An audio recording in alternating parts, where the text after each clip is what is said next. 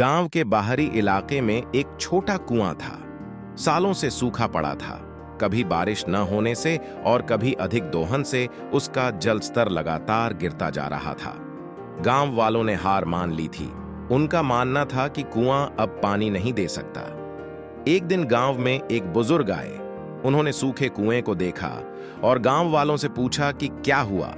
उन्हें बताया गया कि कुआं सूख चुका है और अब पानी नहीं देगा। बुजुर्ग मुस्कुराए और बोले, शायद आपने काफी कम गहराई खोदी है। कभी कभी थोड़ा और गहरा जाने से ही मीठा पानी मिलता है। गांव वालों को उनकी बात अटपटगी लगी। आखिर इतने सालों से सूखा कुआं, अब और खुदाई करने से क्या फायदा?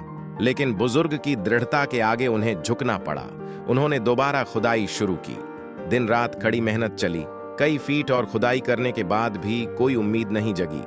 निराशा होने लगी थी। तभी अचानक मिट्टी के नीचे से एक चट्टान निकली। हतोत्साहित होकर गांव वाले रुकने लगे, लेकिन बुजुर्ग ने उन्हें रोक लिया और उस चट्टान को हटाने के लिए कहा। चट्टान हटाते ही जमीन से पानी का एक फव्वारा फूट निकला। देखते ही देखते सूखा कुआं भर गया। गांव में खुशी की लहर दौड़ गई। बुजुर्ग ने गांव वालों को कहा, जिंदगी भी इसी कुएं की तरह है। कभी कभी हमें लगता है कि हम हार चुके हैं, कि अब और प्रयास करने का कोई फायदा नहीं है, लेकिन थोड़ी और मेहनत, जरा और गहरे जाने की कोशिश हमें सफलता के मीठे जल तक पहुंचा सकती है। कभी हार मत मानो, क्योंकि सफलता कभी भी कहीं भी छिपी हो सकती है।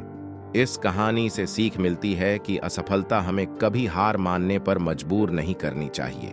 कभी कभी थोड़ा और प्रयास करने से ही वह चीज मिल जाती है जिसे हम पाना चाहते हैं।